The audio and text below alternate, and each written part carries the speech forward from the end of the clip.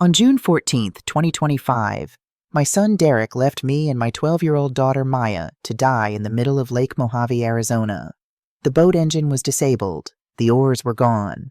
All that remained was a handwritten note that said, "Mom, forgive me. There was no other way."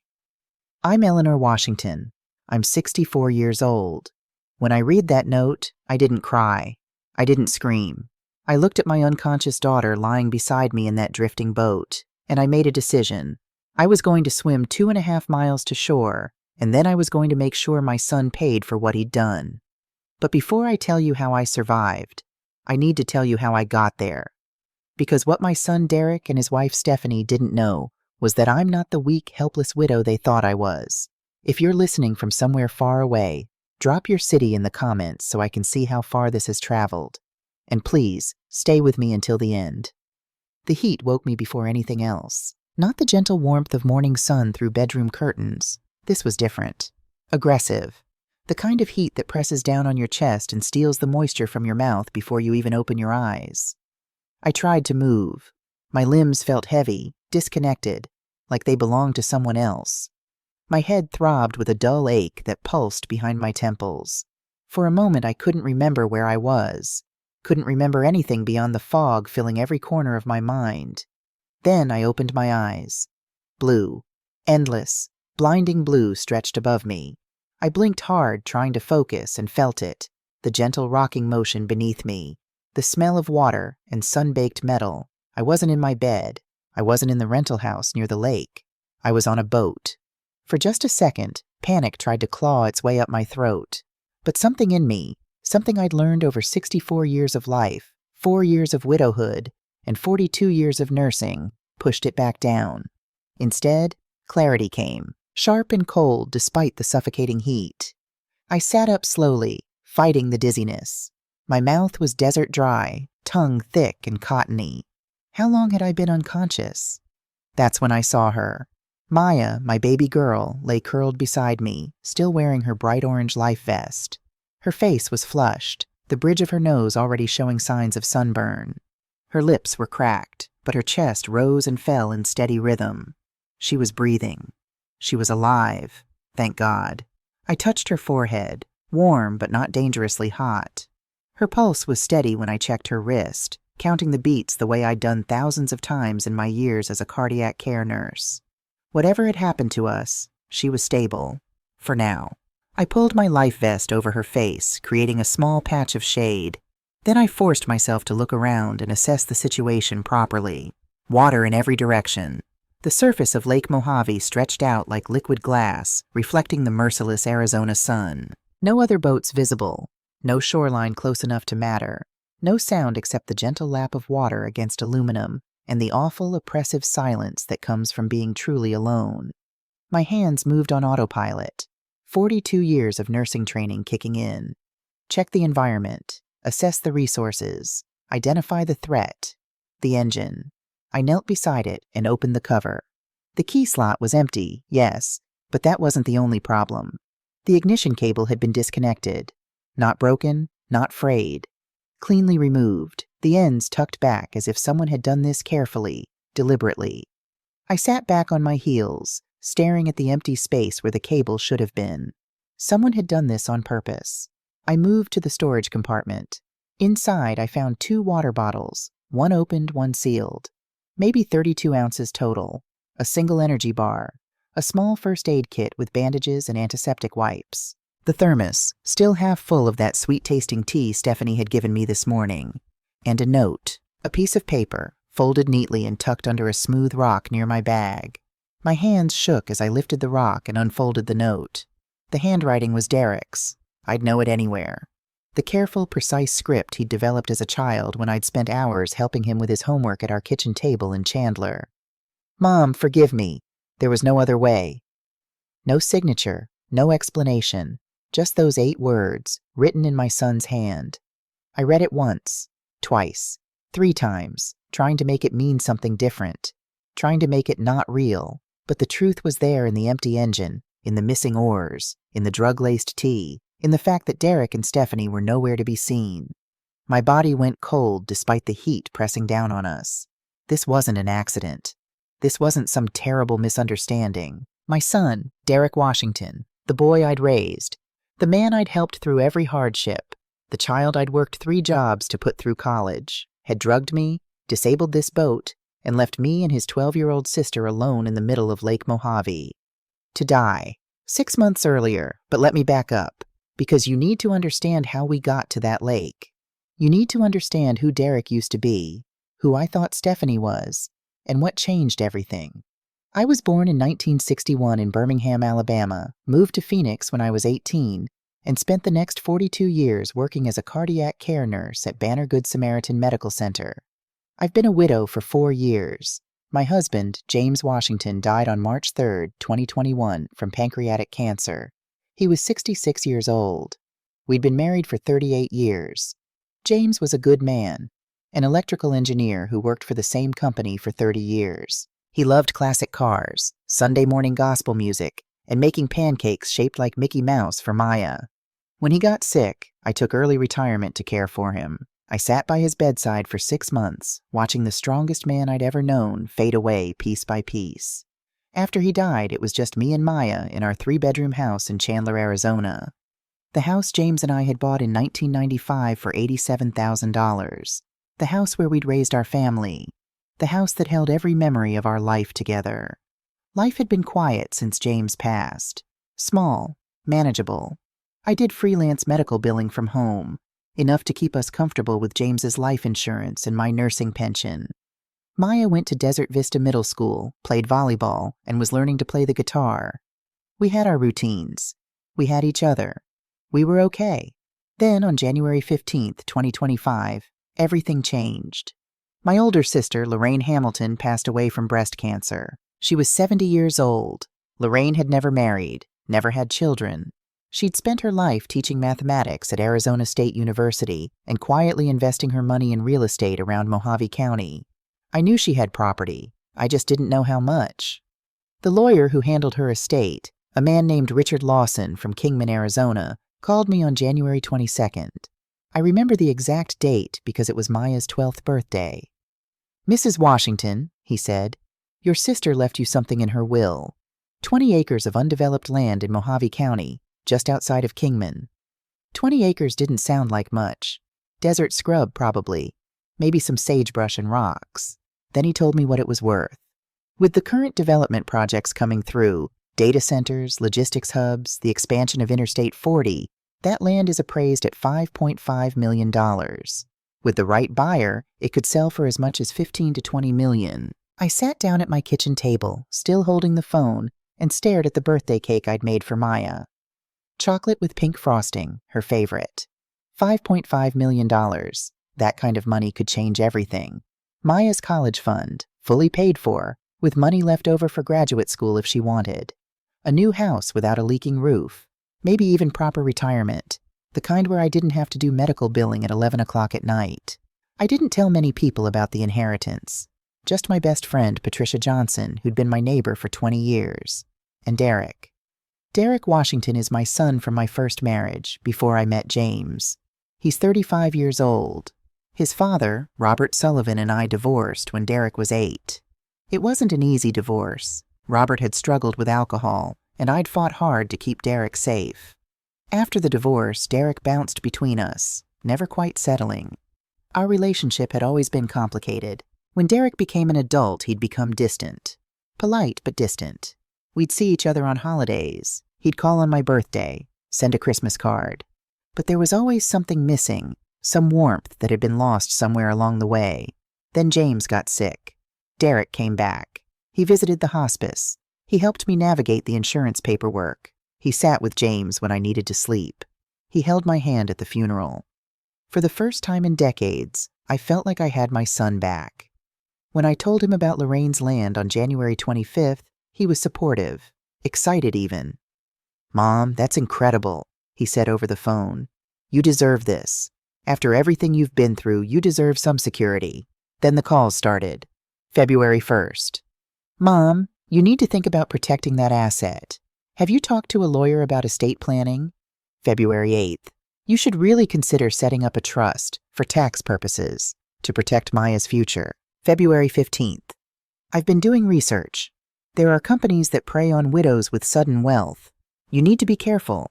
At first, I thought he was being helpful, looking out for me the way a son should look out for his mother. But then the calls became more frequent, more insistent. February 22nd. Mom, you can't just sit on this. You need to make decisions now. What if something happens to you?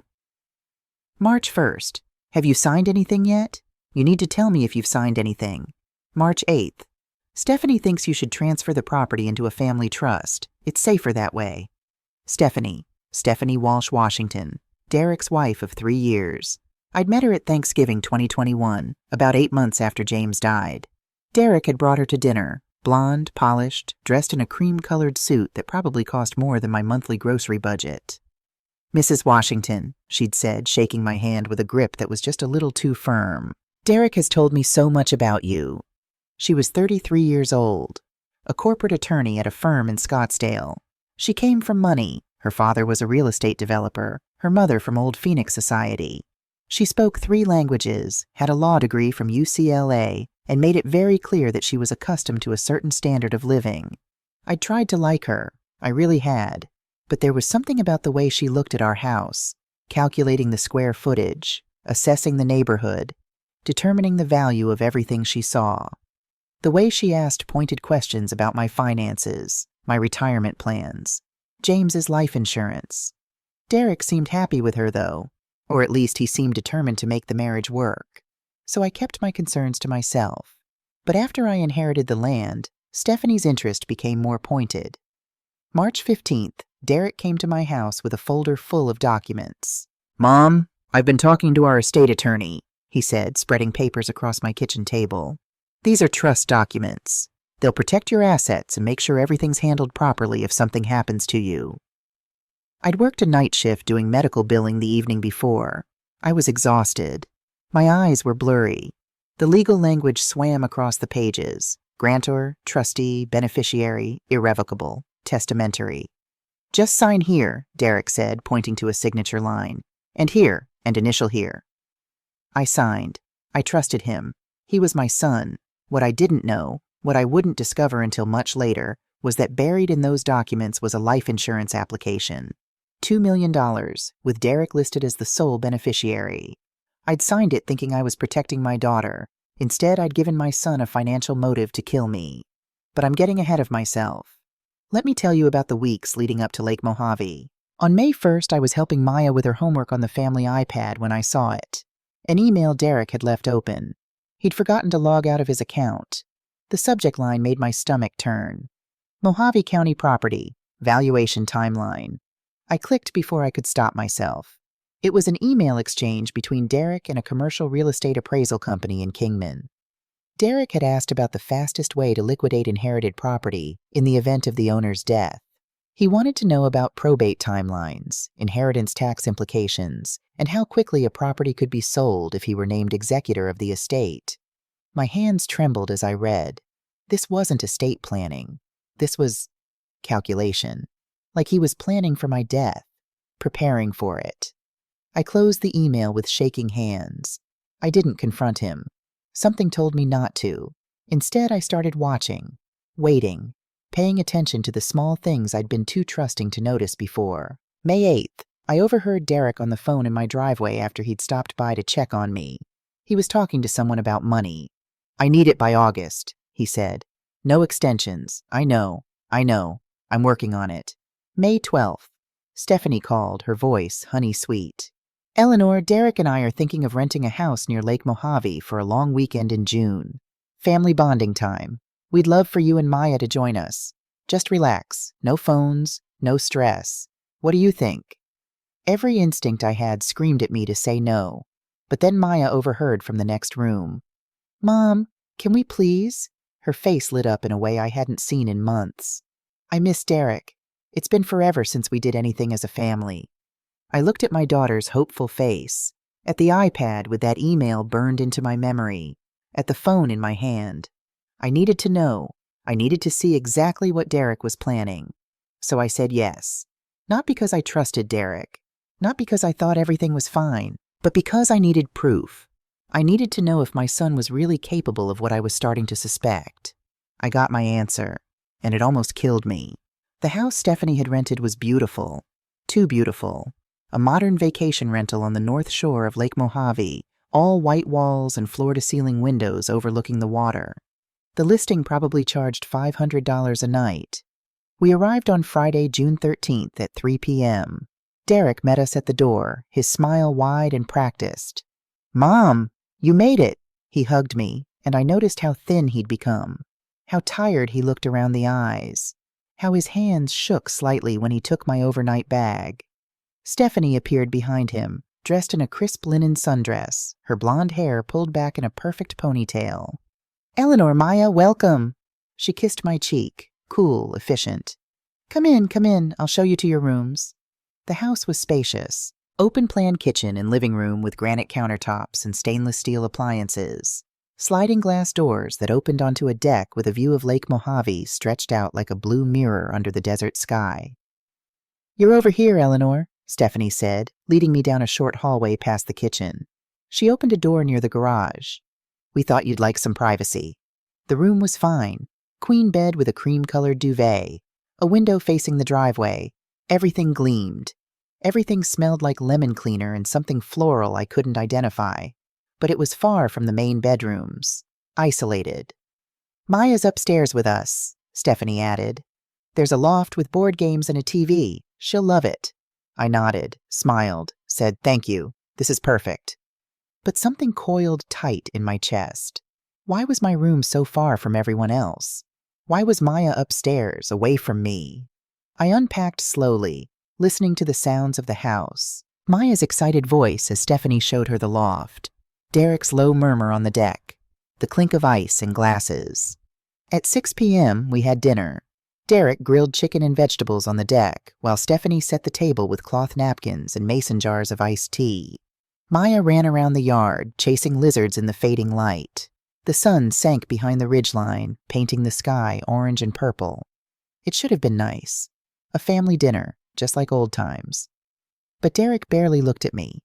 When I asked him about his work as a project manager for a construction company, he answered in clipped sentences. When I mentioned the land in Mojave County, just testing his reaction, his jaw tightened. "We should talk about that," Stephanie said smoothly, passing me a bowl of coleslaw. "Estate planning. Making sure everything's protected." "I have a will," I said. "But a trust is better," she continued, her voice patient, like she was explaining something to a child. "Especially with Maya. You want to make sure she's taken care of if—" "I'm 64, I interrupted. "Not dying." Stephanie's smile didn't waver. "Of course, just smart planning." Derek said nothing. He stared at his plate, chewing slowly, mechanically. That night I lay in the bedroom near the garage, staring at the ceiling. The air conditioning hummed. Crickets chirped outside, but I couldn't sleep. Around midnight I heard voices on the deck. I got up quietly, pressed myself against the wall near the sliding door, and listened. Derek and Stephanie were talking. Their voices were low, muffled by the glass, but I caught fragments. "Tomorrow," that was Stephanie. "Just stick to the plan." "What if she—" Derek's voice, uncertain. "She won't. Trust me. She trusts you." Silence. Then the sound of footsteps. The sliding door opening and closing. Derek and Stephanie coming inside. I crept back to bed, my heart hammering against my ribs. Tomorrow. The plan. She trusts you. I should have grabbed Maya right then, walked out to my car, driven back to Chandler, locked the doors, and called a lawyer. But I didn't. I told myself I was being paranoid, that I'd misheard, that my son, wouldn't hurt me. I told myself I'd keep my eyes open, stay alert, see what tomorrow brought. That hesitation almost cost us everything. The smell of bacon woke me. I came into the kitchen around 8 a.m. to find Stephanie already at the stove, humming softly. She was dressed in yoga pants and a white tank top, her hair pulled back, looking like she'd stepped out of a wellness magazine. Derek sat at the table, scrolling through his phone, barely acknowledging my presence. "Good morning, Eleanor," Stephanie said brightly. "Coffee's fresh. We're thinking we'll head out to the lake around 10. It's gorgeous in the morning, not too crowded yet." "Sounds good," I said, pouring myself coffee with hands that were steadier than I felt. Maya bounced into the kitchen in her swimsuit, already excited. "Mom, can I drive the boat?" "We'll see, sweetheart." After breakfast, Stephanie prepared a large thermos. I watched her from the corner of my eye as I helped Maya pack her bag. Stephanie filled the thermos carefully from a kettle on the stove, added honey, stirred with a long spoon. She screwed the lid on tight, then set it by the door with the beach bags and towels. "Herbal tea," she explained when she caught me looking. "Chamomile and mint. It helps with motion sickness. The water out there can get choppy." "That's thoughtful," I said. At 9:45 a.m., we loaded into Derek's SUV and drove to the marina. The morning was already hot, the kind of dry, oppressive heat that makes your skin feel tight and your throat scratchy. Derek handled everything at the rental counter, talking to a weathered man with a name tag that read Jerry Wallace. Jerry handed over keys to 2 small motorboats. Standard rentals, nothing fancy. Derek nodded along as Jerry went through the safety instructions, but I noticed Derek spent a long time checking the engine on one of the boats. Too long. He crouched down, fiddling with something I couldn't see, while Jerry helped Stephanie load life vests into the second boat. "Why 2 boats?" I asked. "More fun that way," Derek said without looking up. "You and Maya can have some mom-daughter time. We'll stay close." Maya's eyes lit up. "Can I steer, Mom?" I hesitated. Every instinct told me something was wrong, but Maya looked so excited, so happy. "Sure, sweetheart," I heard myself say. We loaded into separate boats, Derek and Stephanie in one, Maya and I in the other. The morning sun was already high, the air shimmering with heat. Lake Mojave stretched out before us, endless blue water against red rock cliffs and desert mountains. Derek started his engine first.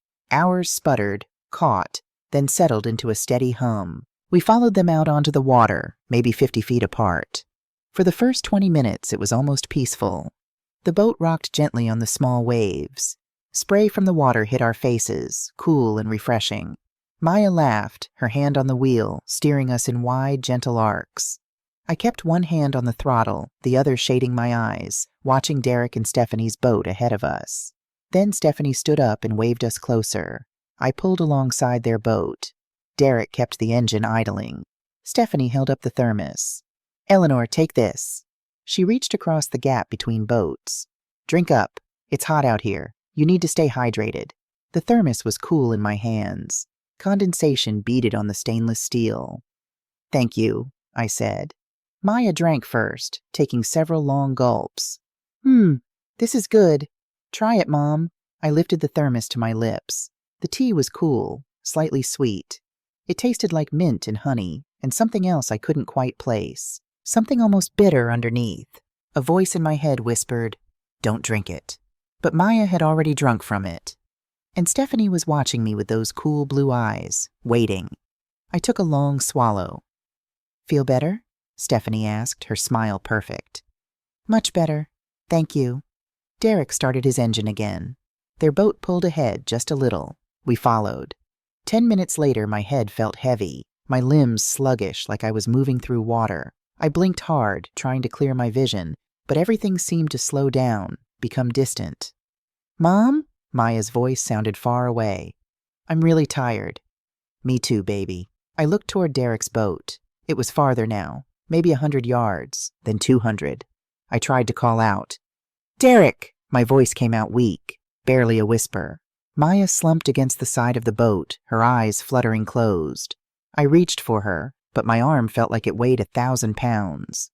I looked back at Derek and Stephanie's boat. It was smaller now, a white speck on the blue water, getting smaller with every second. Stephanie stood in the back of the boat. She wasn't waving. She was just watching. Standing there, motionless, watching us drift. I tried to start our engine. My fingers fumbled with the key. It turned, clicked. Nothing. The world tilted.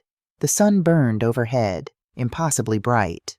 My daughter lay still beside me, and I couldn't even lift my hand to touch her face. The last thing I saw before everything went dark was my son's boat growing smaller and smaller on the horizon. It never once turned around. When I woke the second time, the sun had moved. It was lower in the sky now, angled differently. I'd been unconscious for hours. I didn't waste time on panic. 42 years as a cardiac care nurse had taught me something.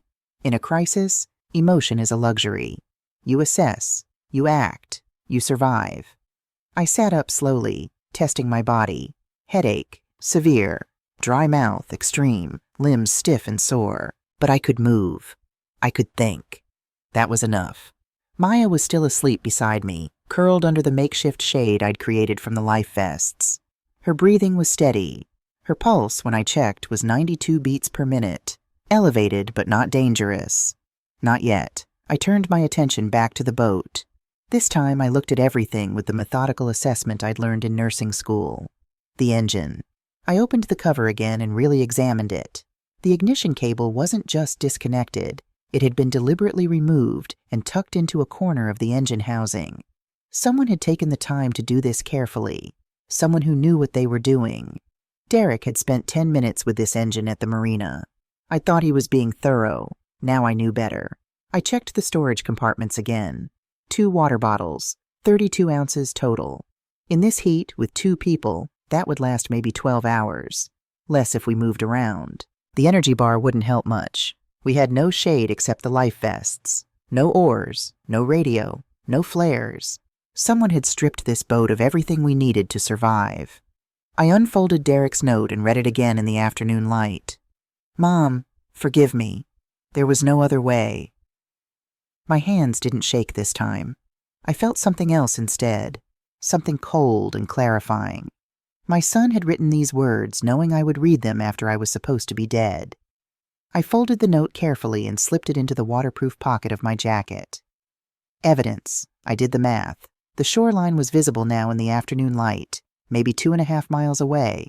Too far for Maya to swim, especially in her condition, but I could make it. I'd swum farther than that when I was on the swim team at Arizona State University in 1979. That was 46 years ago, but muscle memory doesn't completely fade. If I stayed with Maya, we'd both die of dehydration in this heat. If I swam for help, there was a chance I could save her. It wasn't really a choice. Maya stirred. Her eyes opened slowly, confused and frightened. Mom, where are we? We're on the lake, baby. I helped her sit up, gave her the opened water bottle. Drink slowly. She obeyed, her hands trembling. What happened? We got separated from Derek and Stephanie, I said. It wasn't a lie. Not exactly. She looked around at the empty water, the distant mountains. Where are they? They went ahead, but I'm going to swim to shore and get help. Her eyes went wide. No, Mom, no, don't leave me. I took her face in my hands, the way I used to when she was small and had nightmares. Maya, listen to me. I need you to stay on this boat. Don't jump in the water. Don't waste energy shouting. If you see another boat, wave, but don't scream. Save your strength. Do you understand? You're leaving. Her voice broke. Like Derek did. Those words hit me like a physical blow. I am nothing like Derek, I said, my voice fierce. I am your mother. I will come back for you. I promise you. Do you understand me? She nodded, tears running down her sunburned cheeks. I found a pen in the first aid kit. On the back of Derek's note, I wrote in my nurse's neat handwriting, Eleanor Washington, 64, Maya Washington, 12, drugged and abandoned. Lake Mojave, June 14th, 2025. Boat disabled deliberately. I tucked it under the sealed water bottle where it would stay dry and visible. Then I kissed Maya's forehead, adjusted her life vest, and climbed to the edge of the boat. The water was colder than I expected. It shocked my system, jolted me fully awake. I looked back one last time. Maya sat small and alone in that drifting boat, watching me with terrified eyes. I love you, baby girl, I called. Then I started swimming. Because mothers don't have the luxury of giving up. I swam with steady, measured strokes. Not fast, I couldn't afford speed. I needed endurance. Breaststroke, the way Coach Henderson had taught me 46 years ago at ASU. Pull, breathe, glide. Pull, breathe, glide. My body remembered. My arms found the rhythm. My legs kicked in time. The water was cool against my skin, almost refreshing after the brutal sun. I counted strokes in my head. 50 strokes, then 30 seconds of rest, treading water. 50 more. Rest. Repeat. I looked back. The boat was already growing smaller. Maya was a tiny figure, barely visible. I looked ahead. The shore seemed impossibly far. One more stroke, I told myself, just one more, then another, then another. That's how you survive. You break the impossible into small, possible pieces. My shoulders started to ache. Not badly at first, just a tightness between my shoulder blades, a pulling sensation in my rotator cuffs. Normal, expected. I kept swimming. Lake water splashed into my eyes, my nose, my mouth.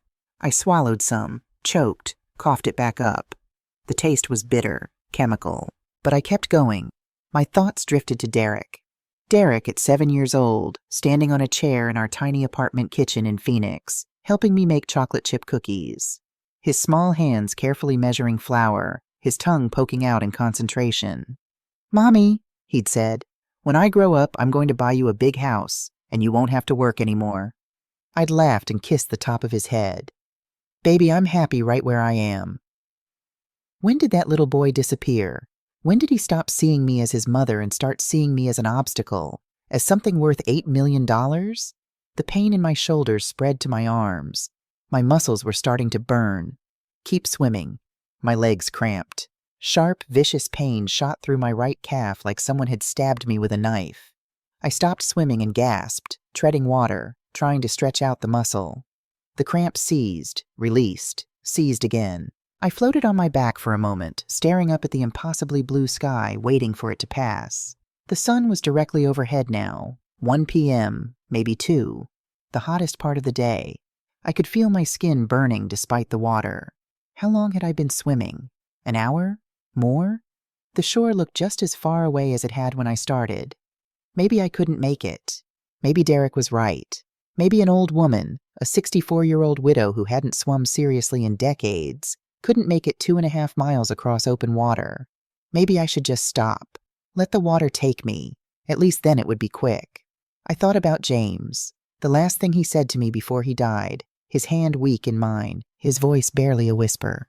"You're the strongest person I've ever known, Eleanor. Don't you ever forget that." I thought about Maya, alone on that boat, waiting for me to come back. I thought about Derek's note. There was no other way. No, there was another way. There was always another way. Derek had made a choice. He'd chosen money over his mother's life. He'd chosen greed over his little sister's safety. But I was choosing differently. I was choosing to fight. The cramp released. I rolled back onto my stomach and started swimming again. "One more stroke," I said out loud. "Just one more." The shore was closer now. I could see details, rock formations, scrub brush, the line where red earth met blue water. Maybe half a mile left, maybe less. My entire body was screaming at me to stop. My arms felt like lead. My legs barely responded. Every breath burned in my chest. But I was almost there. I thought about what I would do when I reached shore. Find help, call the Coast Guard, get Maya. And then I would make Derek answer for what he'd done. 20 minutes later, my hand hit something solid. Rock, shallow water, sand and stone. I'd made it. I tried to stand, but my legs gave out. I crawled through the shallows, pulling my body forward inch by inch until I was on the bank. The hot sand burned my skin, but I didn't care. I'd made it. I lay there for a long moment, gasping, shaking, staring up at the sky. My body was done, but my mind was clear. Now I had to save Maya. I tried to stand again. My legs buckled. I forced myself up, stumbled forward, fell to my hands and knees. Get up. I was on all fours, sobbing with exhaustion and desperation, when I heard it. The rumble of a truck engine. Vernon Hayes was 67 years old, drove a dusty Ford F-150, and saved my life without even knowing it. He came around the bend of the dirt road that ran along the north shore of Lake Mojave at exactly 2:47 p.m. I know the exact time because he told me later. He'd looked at his dashboard clock when he slammed on his brakes. I was on my hands and knees at the edge of the road, soaked and shaking, barely able to lift my head. Vernon jumped out of his truck. Ma'am, are you okay?" I looked up at him. Gray hair, weathered face, wearing a Vietnam veteran's cap, kind eyes. "My daughter," I croaked. "Boat, on the lake, 12 years old, alone." He didn't hesitate. He pulled out his phone and dialed 911 while helping me into the passenger seat of his truck. He wrapped a blanket around my shoulders and handed me a bottle of water. Drink slow, he said. Into the phone. This is Vernon Hayes. I've got a woman here. Looks like she swam from the lake. Says her daughter's stranded on a boat. We need Coast Guard, Lake Mojave, North Shore near mile marker 47. He gave more details while I drank. My hands shook so badly I could barely hold the bottle. They're sending a helicopter, Vernon said. Where's your daughter? Out there. I pointed with a trembling hand toward the water. Maybe 3 miles out. Small motorboat, white with blue trim. Rental. She's 12. Wearing an orange life vest.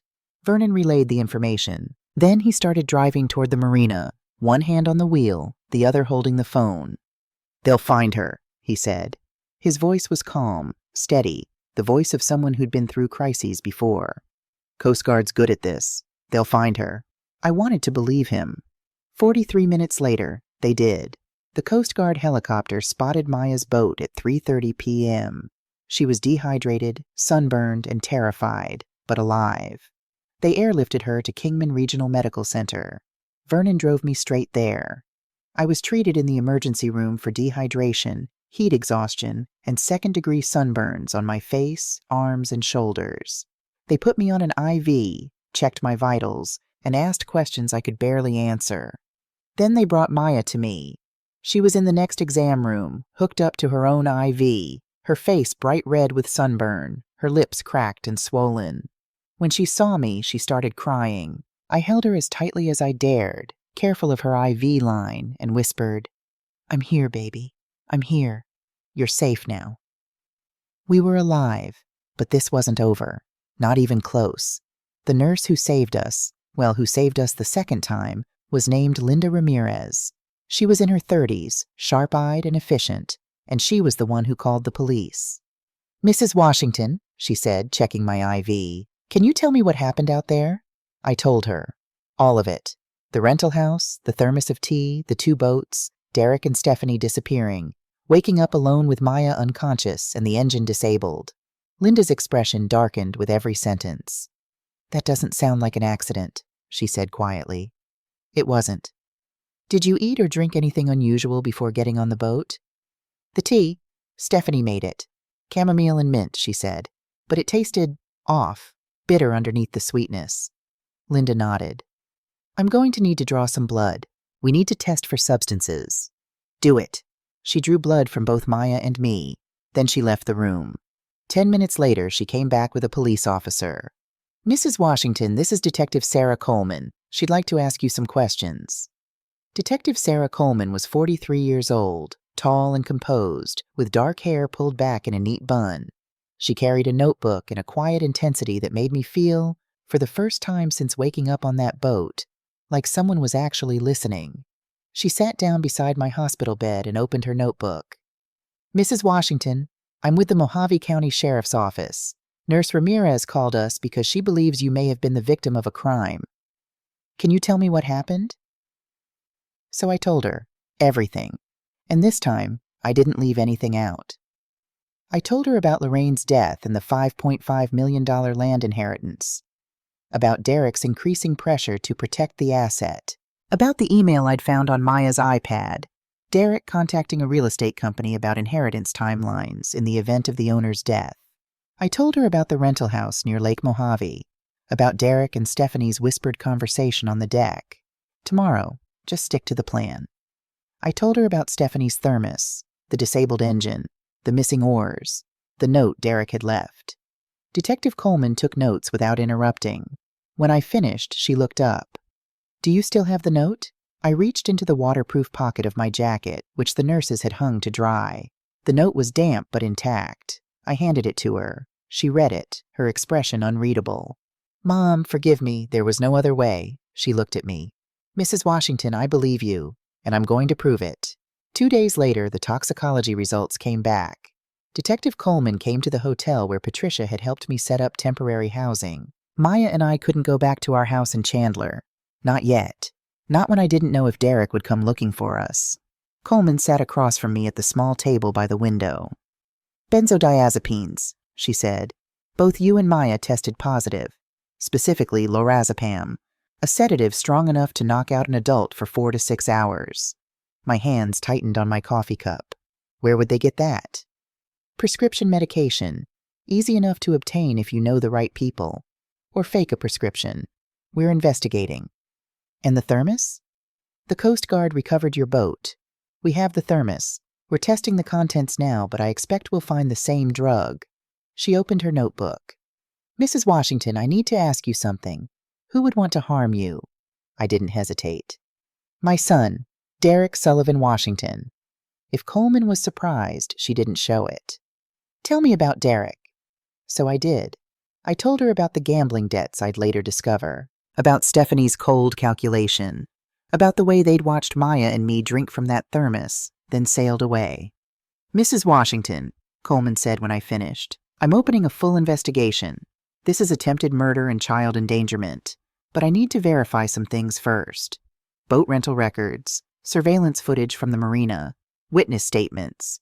Can you give me a few days? Take as long as you need, I said. Just get him.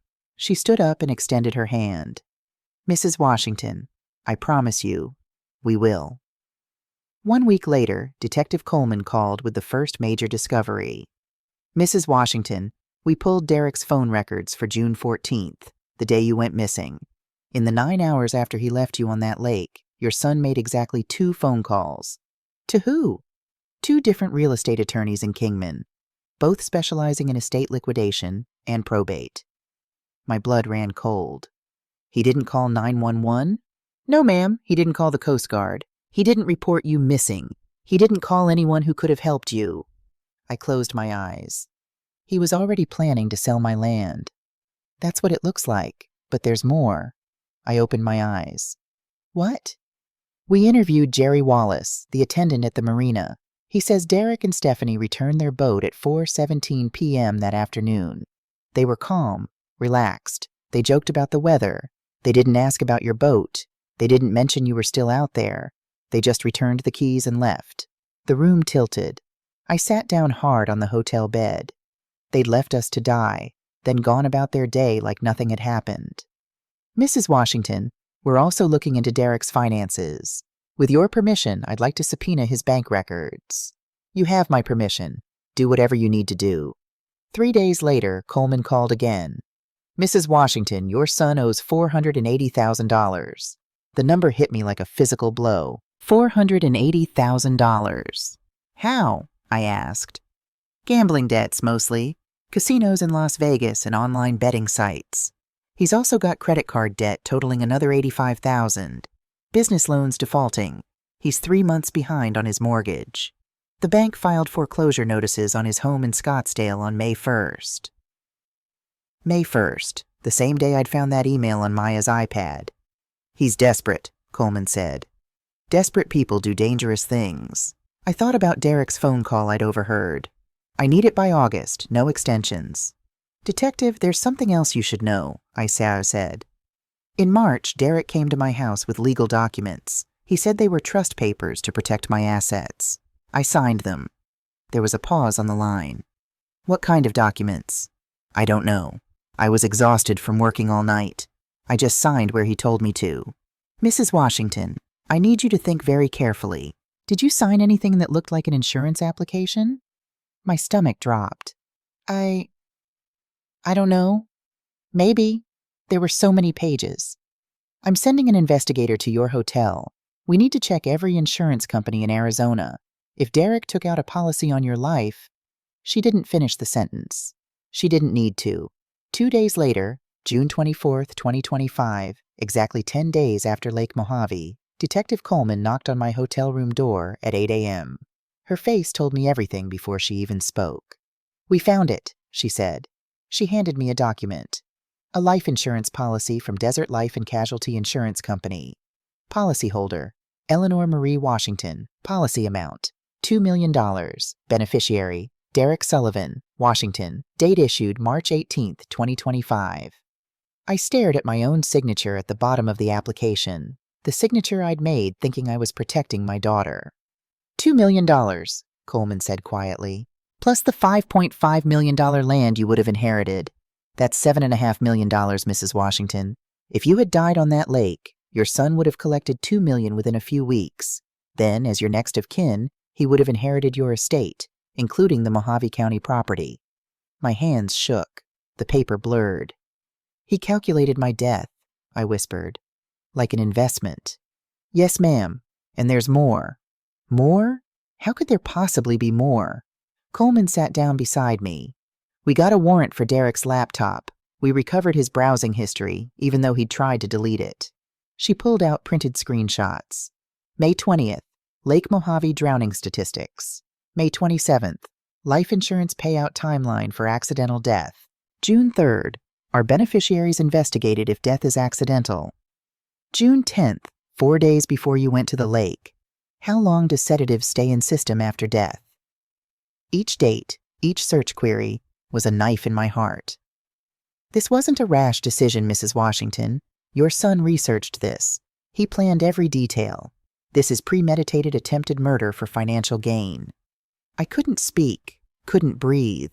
My son, the boy I'd rocked to sleep, the child I'd worked 3 jobs to support, the man I'd helped through every hardship, had spent weeks researching how to kill me. And I'd never suspected a thing. I thought discovering the insurance policy was the worst betrayal. I was wrong. 3 days later, June 27th, a courier knocked on my hotel door at 2 p.m. He handed me a thick manila envelope. Legal documents. I opened it with hands that already knew what I would find. Emergency petition for psychological evaluation and temporary guardianship of minor child Maya Washington.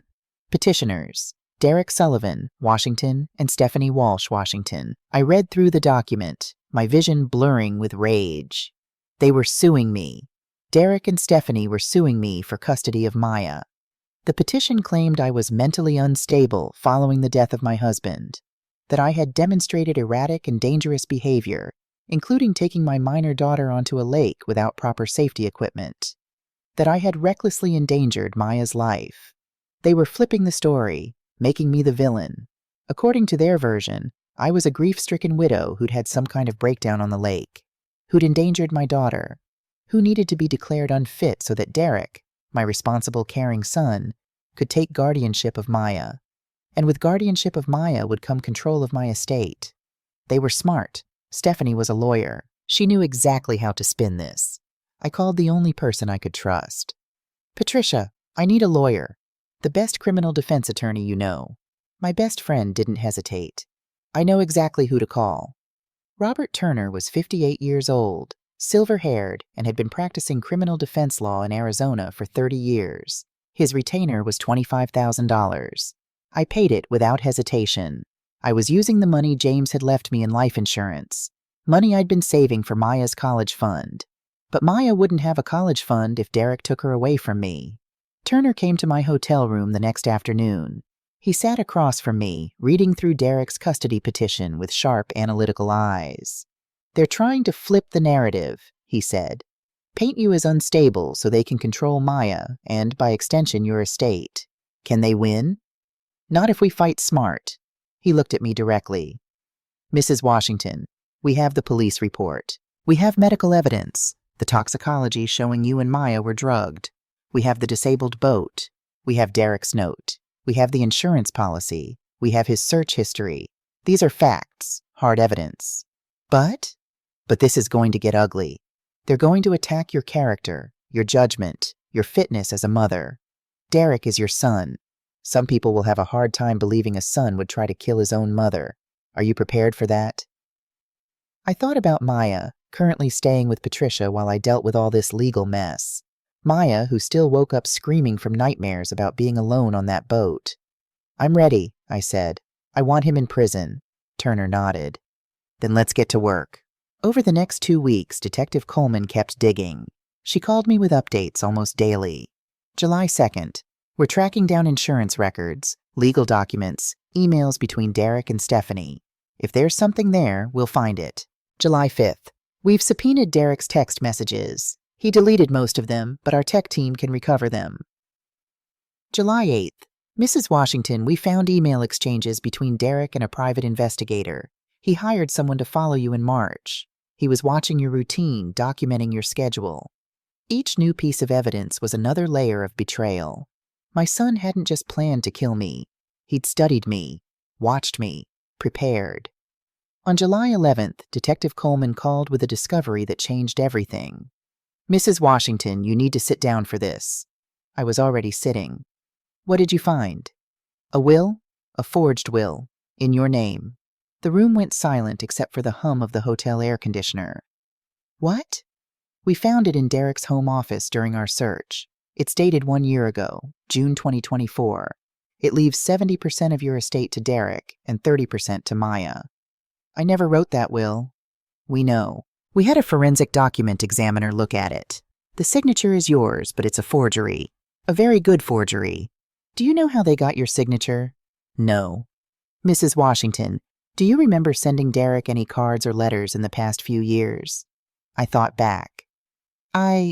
Yes. Last year for Mother's Day.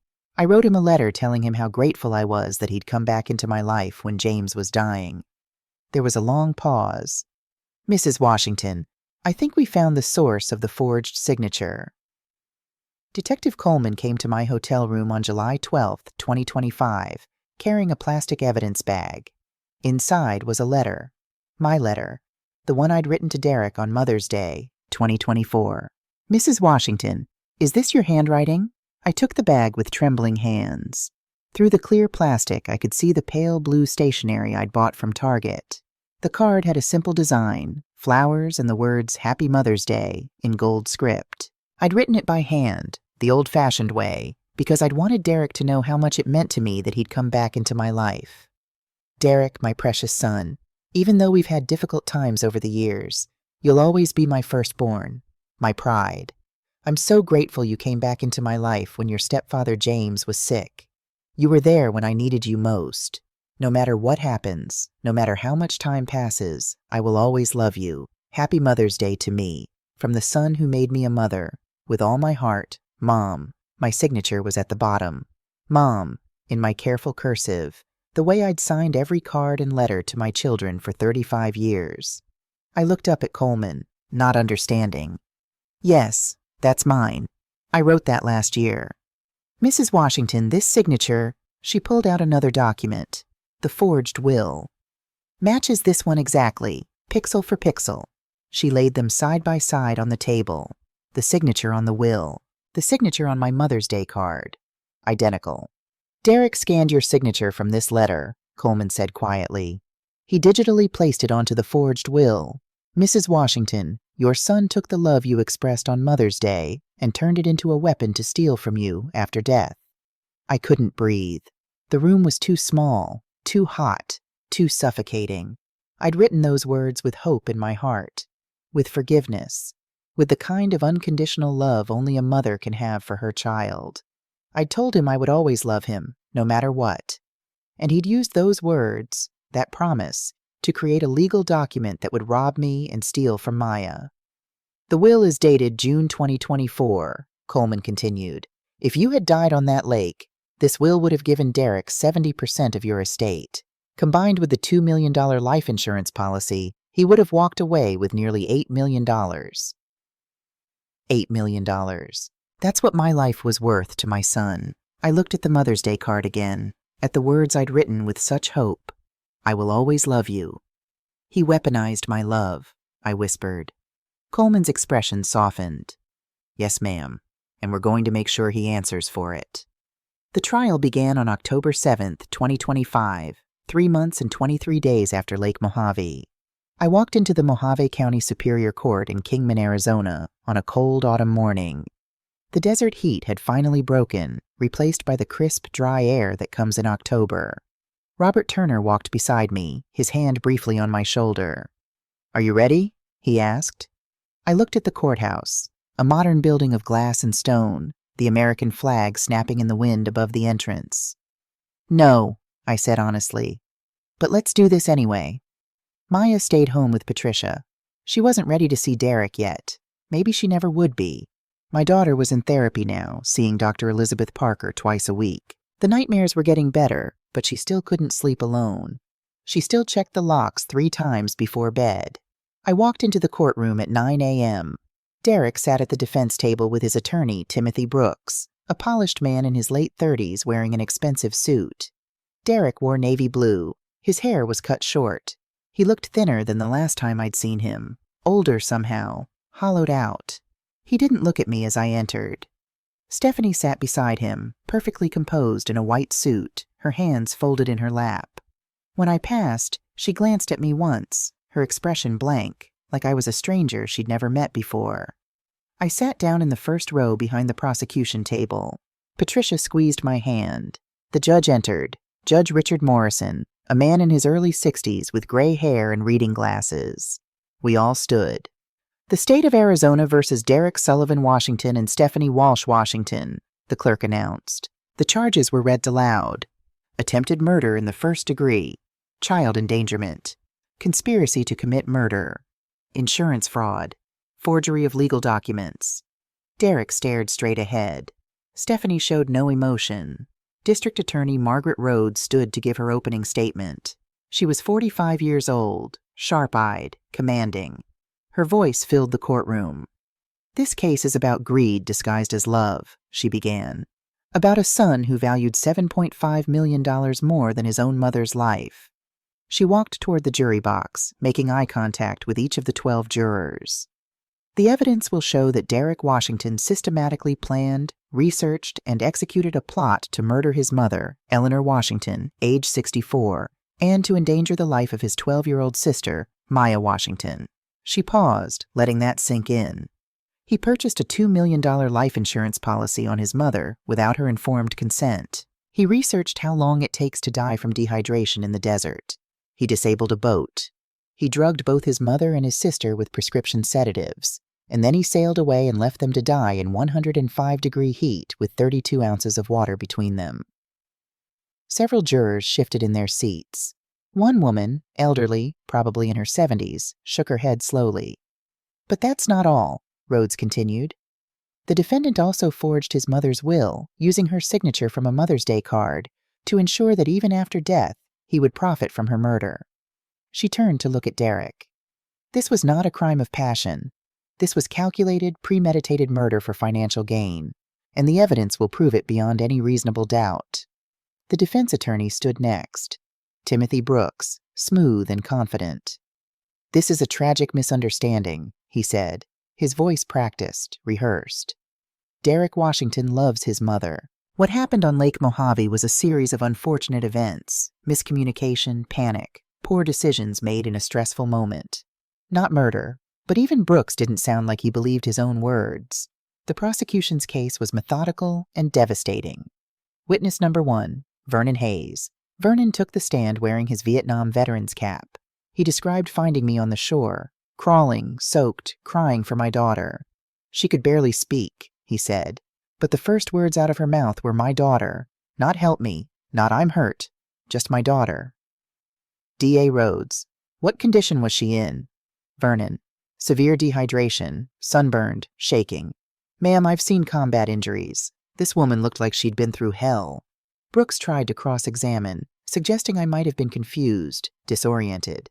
Vernon shut him down. Sir, I know what I saw. That woman swam 2.5 miles after being drugged. She saved her own life and her daughter's life. There was nothing confused about her. Witness number 2, Jerry Wallace, marina attendant. Jerry testified about Derek's behavior at the marina. D.A. Rhodes. How long did Mr. Washington spend examining the boat engine? Jerry. Maybe 10-12 minutes? I thought it was odd. Most people just want to get out on the water, but he was real focused on that engine.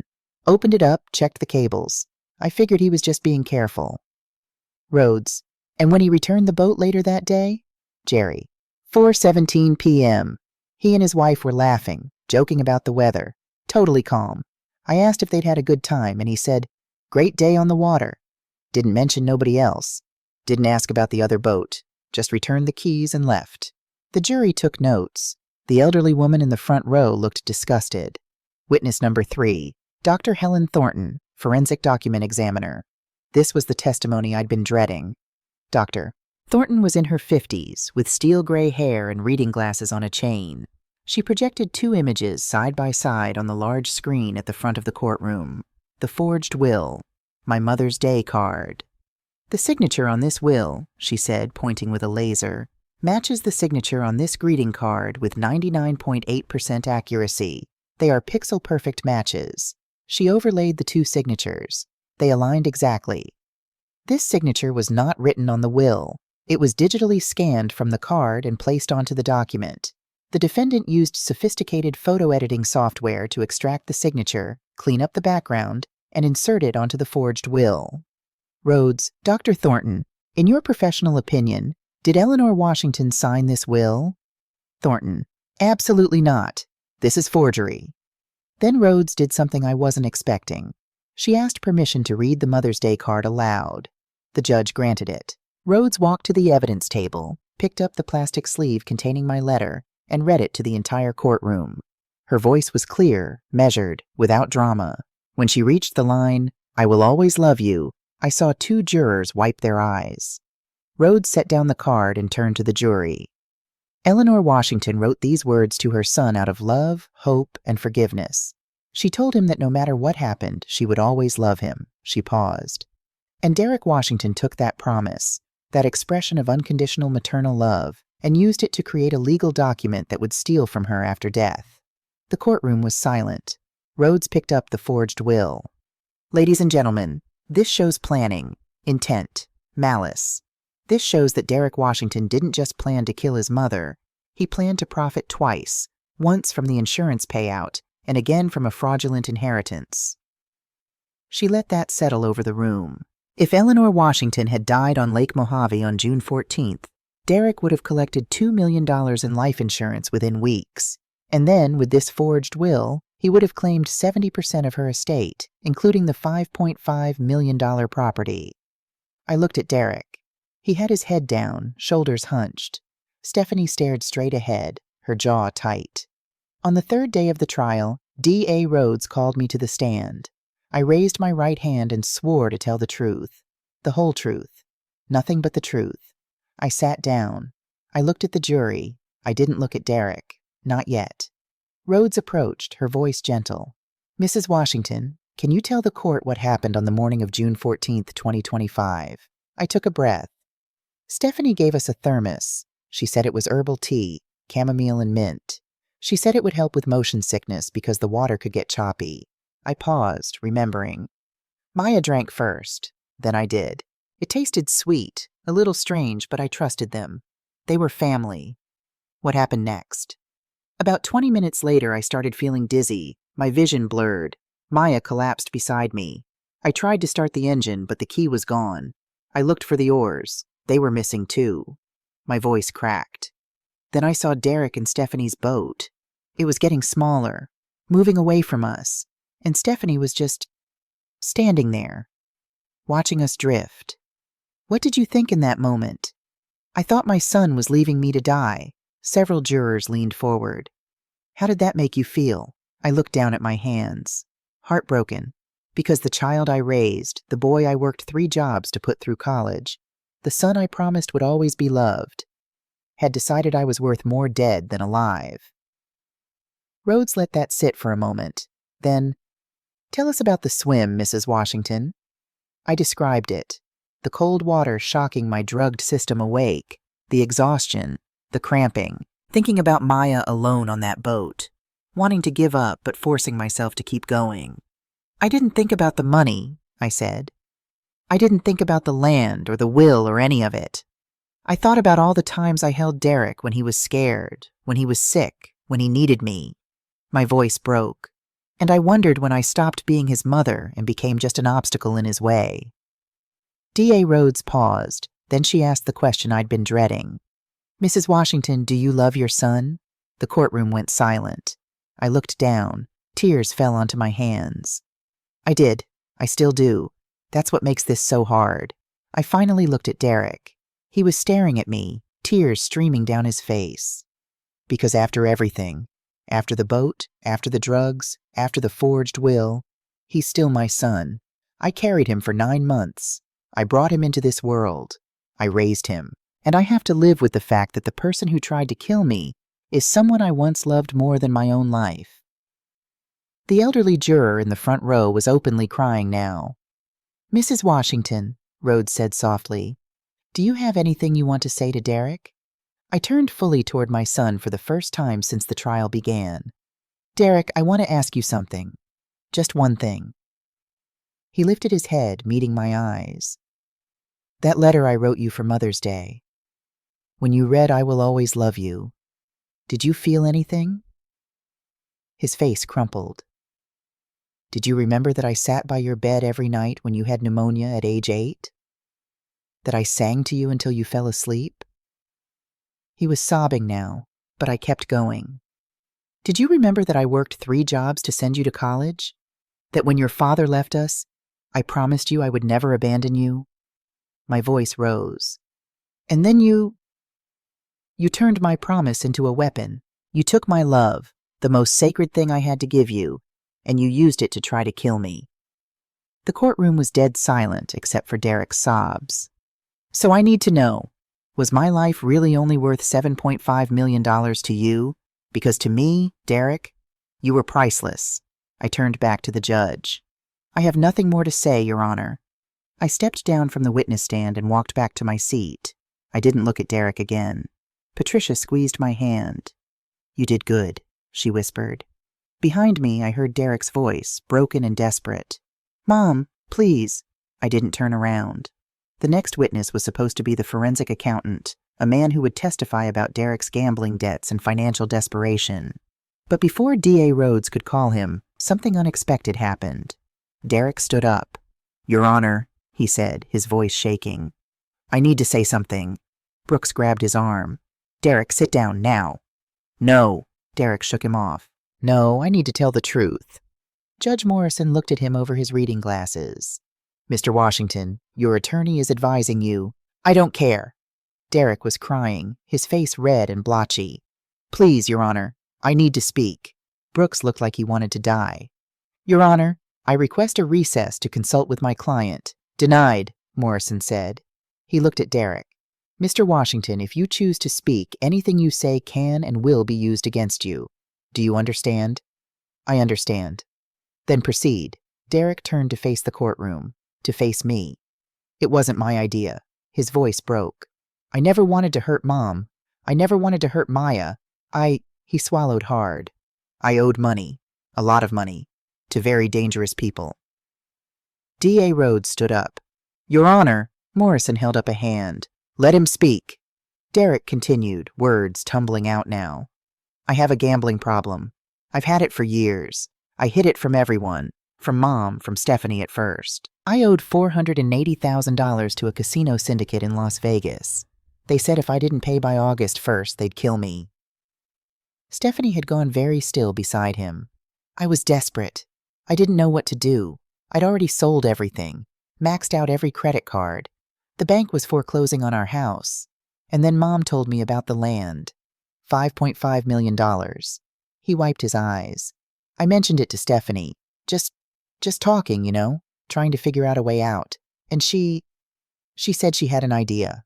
Stephanie's head snapped toward him, her eyes blazing. Derek kept talking, faster now. Stephanie's the one who found the life insurance. She's the one who brought me those documents and told me to tell Mom they were trust papers. She said Mom would never read them carefully, that she'd just sign because she trusted me. Brooks was frantically trying to get Derek to stop, but Derek ignored him. Stephanie researched everything. She found out about benzodiazepines. She knew someone from law school who could get them without a prescription. She planned the whole Lake Mojave trip. She bought the thermos. She brewed the tea. She told me exactly what to do with the boat engine. His voice rose, desperate now. She wrote the note. She told me what to write, word for word. Mom, forgive me. There was no other way. She said it would look like I was conflicted, like I had no choice. Stephanie stood up, her composure finally cracking. You coward, she screamed. This was your debt, your problem. You came to me begging for help. Brooks jumped up. Your Honor, my client, I gave you a solution, Stephanie shouted, ignoring her attorney entirely. You were going to lose everything. I saved you. This is your fault, not mine. Morrison slammed his gavel. Mrs. Washington, sit down immediately or you will be held in contempt. But Stephanie wasn't done. She turned to Derek, her face twisted with rage. You pathetic, weak, useless. She caught herself, breathing hard. Then she laughed, a cold, bitter sound. You know what? Fine. You want the truth? Here's the truth. She turned to the jury, her voice deadly calm now. Derek came to me crying about his debts, crying like a child. Stephanie, they're going to kill me. Stephanie, I don't know what to do. He disgusted me. So yes, I planned it. I did the research. I found the drugs. I made it foolproof. Rhodes was standing now, speechless. Stephanie continued, her voice rising. Eleanor was never going to use that money anyway. She was going to hoard it for her precious Maya, live in that shabby little house in Chandler, keep working her pathetic freelance billing job. What a waste. She looked directly at me for the first time. I came from money, Eleanor. Real money. My family has properties in Scottsdale worth $50 million, but they cut me off when I married Derek because he wasn't good enough for their standards. Her laugh was sharp, humorless. I needed to prove them wrong. I needed to show them I could build my own wealth, my own success. That land, your land, was supposed to be my proof, our fresh start, the beginning of our real life. She turned back to the jury, her composure returning like a mask sliding back into place. So yes, I planned it. I executed it. And it would have worked perfectly if Derek had just stuck to the plan instead of falling apart and confessing everything. The courtroom erupted. Morrison slammed his gavel repeatedly. Order! Order in this court! Brooks had his head in his hands. Derek was sobbing. Rhodes stood frozen, clearly not having expected this. Stephanie sat down calmly, smoothed her white suit, and folded her hands in her lap like she'd just finished giving a routine presentation. Morrison looked at her. Mrs. Washington, you do understand that you just confessed to conspiracy to commit murder in open court? I understand perfectly, Your Honor. Her voice was ice. But let the record show that Derek Washington is a coward and a liar. Whatever sentence I receive, he deserves worse. The judge called a recess. But the damage, or rather the truth, was already out there. Stephanie Walsh Washington had just confessed to being the mastermind behind everything. The jury deliberated for 5 hours and 17 minutes. I sat in a small conference room with Patricia and Robert Turner, drinking bad coffee and waiting. Patricia held my hand. Turner reviewed his notes, preparing for whatever came next. At 4:30 p.m., the clerk called us back. The jury filed in. Their faces were serious, unreadable. The foreman was a man in his late 50s, a high school teacher according to the jury selection notes. Judge Morrison looked at them.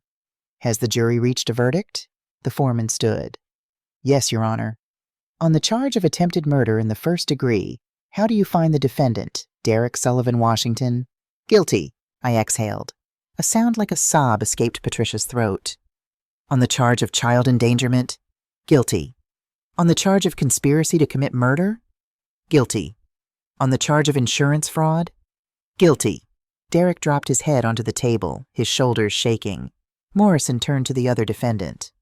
And for Stephanie Walsh Washington? The foreman's voice was steady, certain. Guilty on all charges, Your Honor. Additionally, guilty on the charge of document forgery. Stephanie showed no emotion.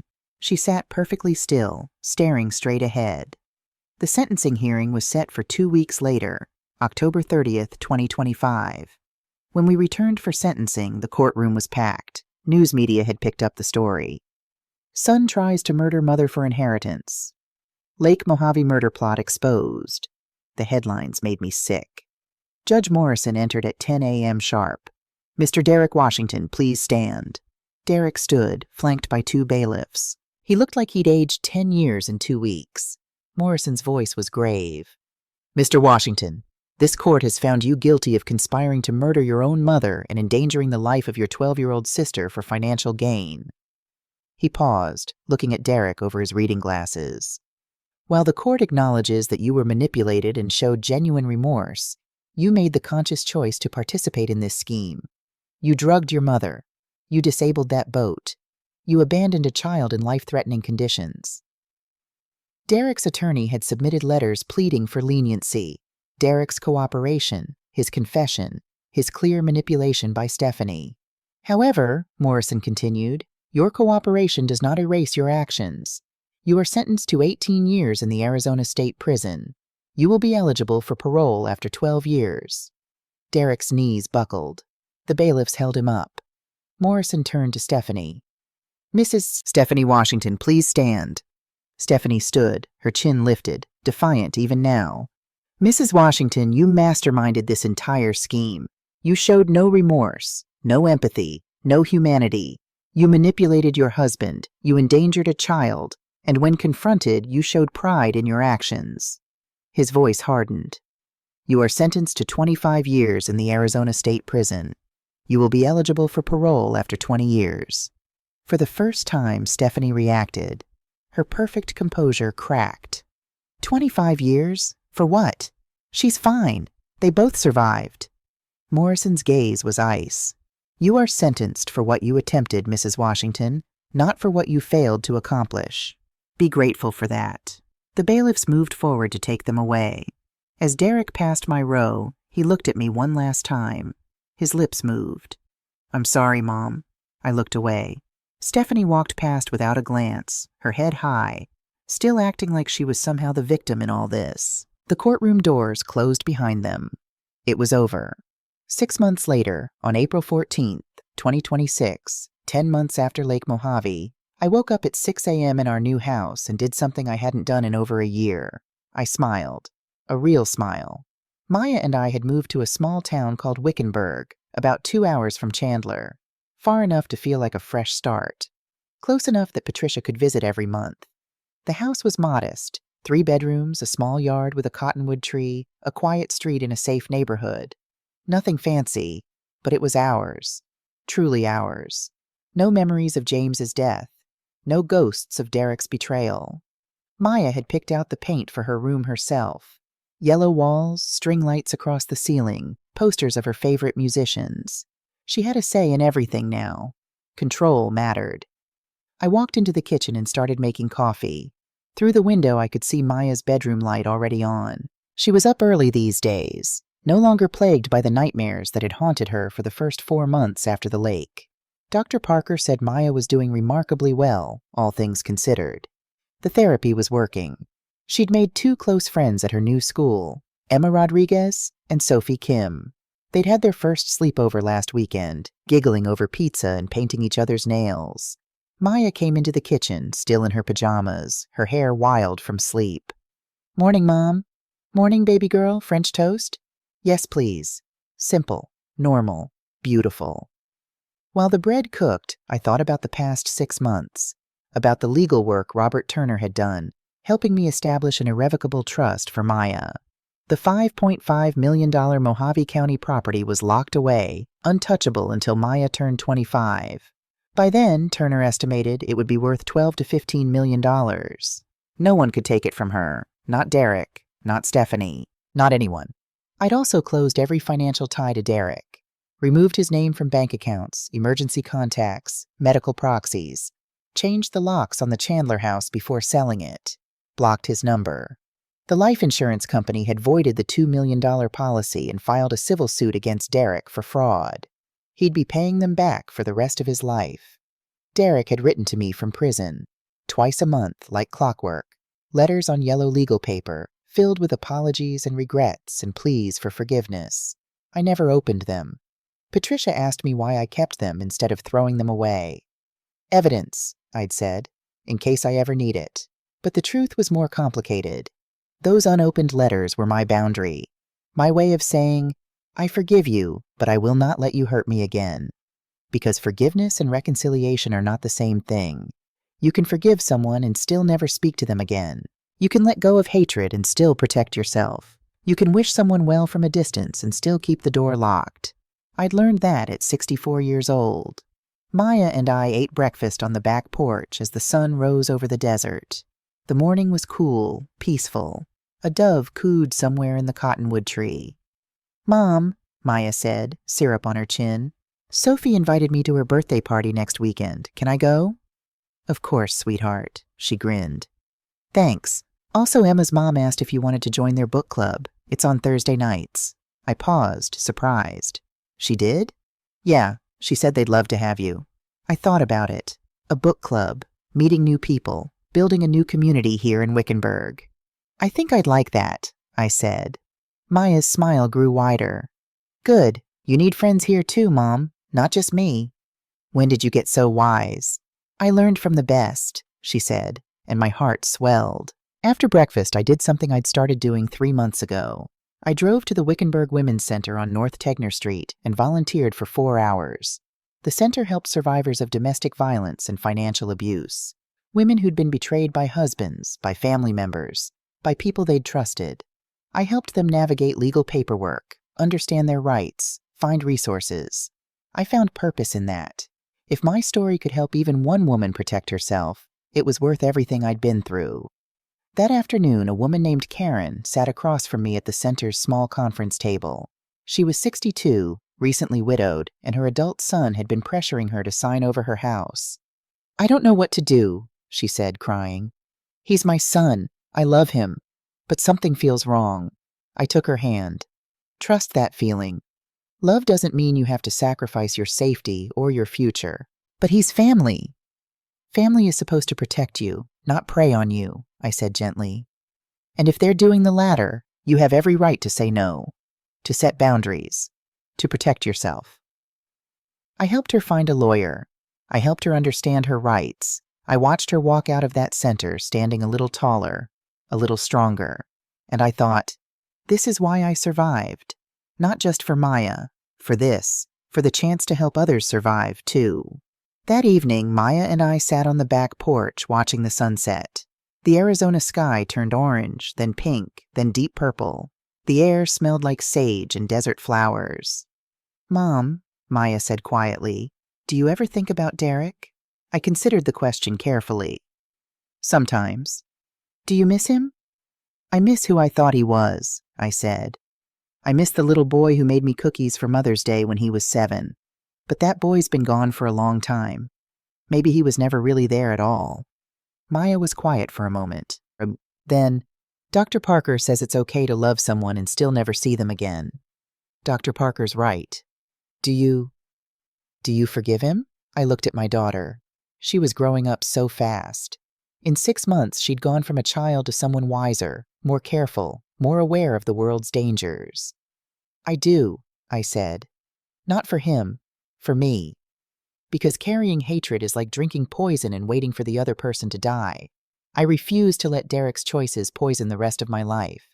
"But you won't see him?" "No, baby. Forgiveness doesn't mean reconciliation. I can forgive him and still protect us. Both things can be true at the same time." Maya leaned against my shoulder. "I'm glad we didn't die at that lake." "Me too, sweetheart. Me too." We sat in comfortable silence as the last light faded from the sky. A coyote called somewhere in the distance, the desert cooling down for the night. "Mom," Maya said, "do you think you'll ever trust people again?" I thought about Vernon Hayes, who'd stopped to help a stranger. About Linda Ramirez, who'd called the police when she suspected abuse. About Detective Coleman, who'd believed me. About Robert Turner, who'd fought for us. About Patricia, who'd been there every single day. "I trust carefully now," I said. "But I haven't stopped trusting. The world has more good people than bad, Maya. Vernon proved that. Detective Coleman proved that. Patricia proves it every day." "And me?" she asked, a small smile on her face. "You most of all," I said, pulling her close. "You're the reason I swam to shore. You're the reason I fought. You're the reason I'm still here." We stayed on the porch until the stars came out, until the desert night wrapped around us like a blanket, until Maya yawned and said she was tired. I tucked her into bed that night, something I hadn't done in months. She let me, even though she insisted she was too old for it. "I love you, Mom," she whispered. "I love you too, baby girl. Always." I turned off her light and stood in the doorway for a moment, watching her breathe, watching her be safe and alive and mine. Then I walked to my own room, climbed into bed, and for the first time in over a year, I slept peacefully. No nightmares, no fear, just rest. People ask me how I survived, how I got through it, how I forgave. The answer is simple. I didn't have a choice. When you have a child depending on you, you find strength you didn't know existed. You swim when your body says stop. You fight when your heart says quit. You survive when surviving seems impossible. I learned that at 64 years old. I also learned this. Blood doesn't make family. Love, loyalty, and respect make family. Derek was my blood, But Patricia Johnson, my neighbor, my friend, the woman who held me when I cried and took care of Maya when I couldn't, she's more family to me than Derek ever was. I learned that money reveals who people really are. It doesn't change them. It just shows you what was there all along. I learned that forgiveness is for the person who gives it, not the person who receives it. I forgave Derek so I could sleep at night, so I could move forward, so I could build a new life with Maya without his betrayal poisoning every moment. But forgiveness doesn't mean letting someone hurt you again. It means releasing the hatred while keeping the boundary. I learned that survival isn't beautiful. It's not a Hollywood ending with swelling music and perfect resolution. It's messy. It's painful. It takes longer than you think. Some days you're strong. Some days you cry in the shower where your daughter can't hear you. But it's possible. It's always possible. I am Eleanor Marie Washington. I'm 64 years old. I survived my son's attempt to murder me. I swam 2.5 miles to save my daughter. I forgave the person who tried to kill me. And I built a new life from the broken pieces of the old one. This is my story. This is our survival. And if just one person hears this and finds the courage to fight, to speak up, to set boundaries, to survive, then telling it was worth every painful word. Derek chose $7.5 million over his mother's life. But to Maya, I was everything. That's the difference between greed and love. I survived because I had no choice. I healed because I refused to let his choices destroy my future. I forgave because hatred would have killed me slower than that lake ever could. And now Maya and I have a new life. A peaceful life. A life Derek can never touch again. The sun sets over Wickenburg every evening, painting the desert gold. Maya plays in the yard. I drink coffee on the porch. Patricia visits every month. We have Taco Tuesdays and Movie Fridays and lazy Sunday mornings. These small, ordinary moments, they're what I fought for. They're what I survived for. And they're worth more than any amount of money Derek could have ever stolen. I appreciate you staying with me through this entire journey. If you made it this far, drop a 2 in the comments. And if this story resonated with you, if you've faced betrayal, if you've had to set boundaries with family, if you've ever had to choose yourself, please share this, because somewhere out there, another Eleanor is facing her own Lake Mojave. Another mother is wondering if she should trust her instincts or trust her family. I hope my story helps her choose herself. I hope she survives. I hope she knows that at 64, at 74, at any age, she is strong enough. She is worthy enough. She is enough. Thank you for listening. This is Eleanor Washington, and this is my truth.